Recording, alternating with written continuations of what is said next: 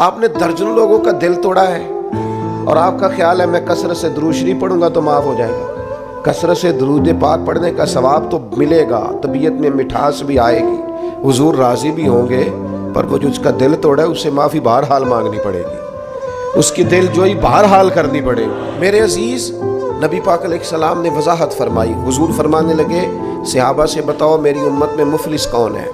یا رسول اللہ صلی اللہ علیہ وسلم جس کے پاس پیسے نہ ہو وہ غریب ہے، مفلس ہے۔ تو حضور نے فرمایا میری امت میں تو مفلس وہ آدمی ہے جو قیامت کے دن پہاڑ کے برابر نیکیاں لے کے آئے گا، نماز، روزہ، حج، زکوٰۃ، صدقات، لیکن کریم فرماتے ہیں کسی کا اس نے دل توڑا ہوگا، کسی کو گالی دی ہوگی، کسی کو برا کہا ہوگا، نتیجہ یہ نکلے گا کہ اللہ تعالیٰ وہ ساری نیکیاں ان لوگوں کو دے دے گا جن کو تکلیفیں دیتا رہا۔